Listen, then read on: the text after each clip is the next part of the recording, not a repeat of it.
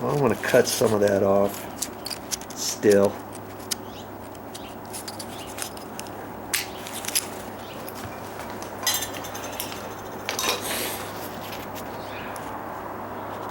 See there? There's my piece.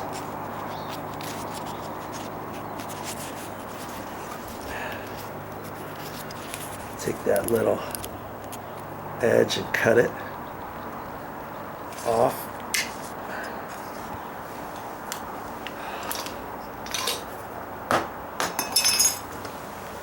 And I'll get my liquid nails and I'll just put some right on the back of that. See, I can only go from this edge over with my liquid nails because that's where the gap is, right? And so I'll get my liquid nail out now and I'll glue that in. And it's a little cool. It's a little cool outside. And I had a brand new container of my liquid nails construction adhesive. Cut that off at an angle. So I use my tin snips for all kinds of stuff. And a little bit of sun out. So I try to put this out in the sun just to kind of soften it up. And you don't want to store this out. If you store this out in a cold garage or outside or something before you use it and it's freezing cold outside, this stuff is going to be hard to get out of your caulk gun.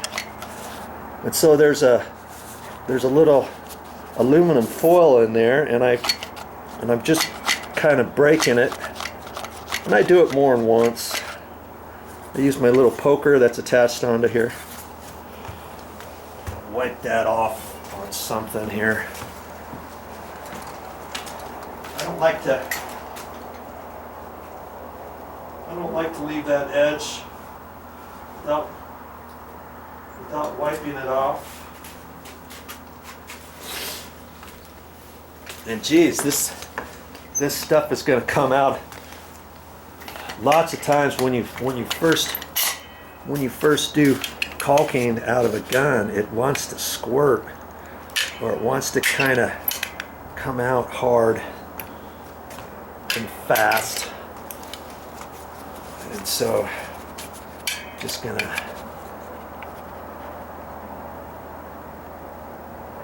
that's all I'm gonna do. Boom. And even though I have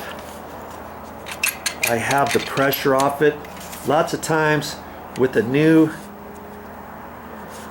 tube, and it depends what you have, lots of times it still wants to come out. So make sure, be real careful where you put this as you set it down, because it could leak on you.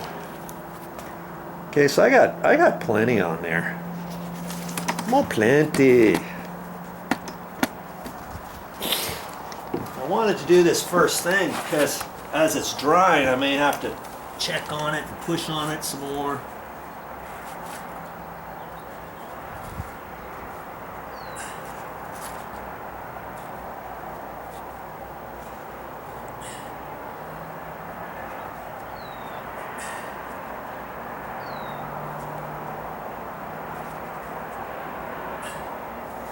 Now if I had some vice grips, I could squeeze that on there and clamp it on there.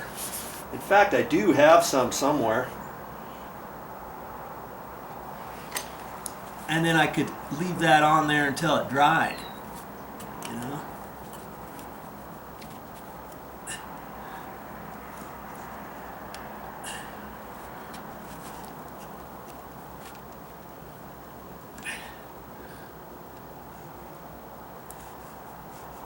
Oh, it doesn't seem to want to stick very well.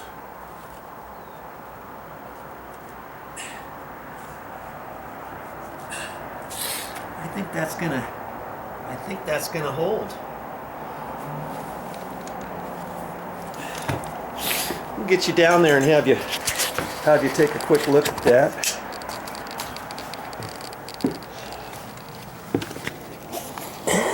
You see there? Fixed.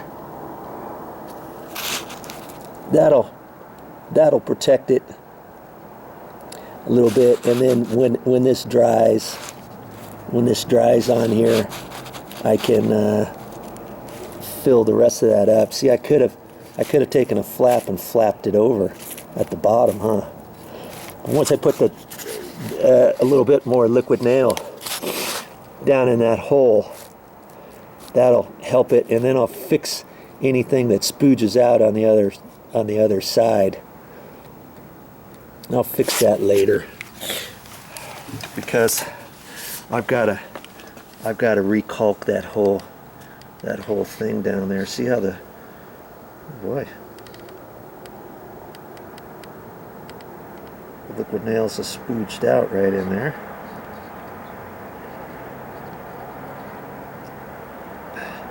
Where am I? Oh, here we are. Right there, see? Most of the liquid nails has come out, huh? I wonder if I need to take that out and put a little bit more on there, and I think I will.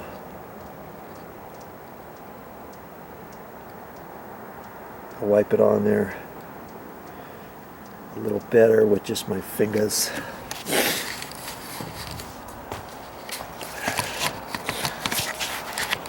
Get my gloves. Take my gloves off.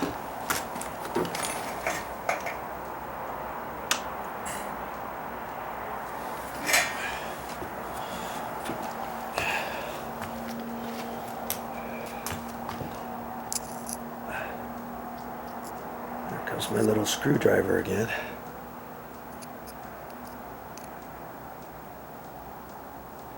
You know what they actually say for construction adhesive, that you're supposed to put something together, like when you're putting paneling up or something, or maybe a piece of baseboard up against a concrete wall.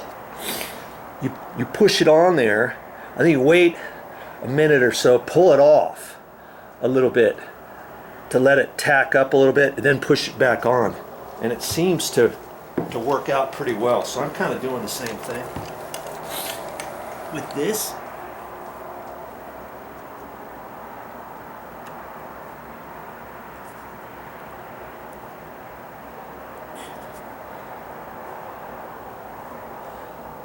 That looks fine.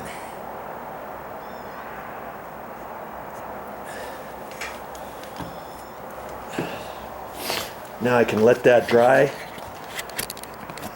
and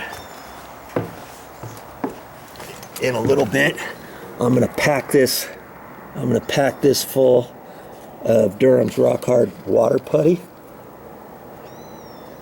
and that's how I'm fixing that corner. So see, this flashing, I call it flashing, but it's just track. It's metal tracks, 25 gauge metal track, and you can fix all kinds of stuff with this. It's pretty stout stuff, and it comes with you get metal studs, and then the metal studs fit in there and you screw that. But I don't usually get the metal studs to use it for little bits of flashing and stuff. I just get the track. It comes 10 foot long at the store. I got this at Home Depot, and they used to not carry it. Years ago they started carrying it, and then they have a certain amount of metal studs for this, 9-footers or 10-footers, sometimes even 12s, it depends. And you know, most of the time you have to go to a commercial wholesale house, sheetrock, that sells sheetrock, and then they usually sell metal studs, and they sell all kinds of different size, different gauge metal studs and all that kind of stuff. But 25 gauge, non-structural, and it's easy to cut with your 10 snips, and you can do all kinds of stuff with it. So think about it next time you're ready for a project, or even before a project. You know, when I went to the store, I didn't want to carry a 10-footer in my truck because it's got a short bed, and I thought, well, I don't really need 10 feet. I can use, I'm just going to cut it for scraps and stuff. And so I just took my 10 snips to the store, cut it in half, 5 feet, You could just cut the sides, fold it over. I cut the whole thing in half, and just took 2 5-footers out of the store. That's fine too.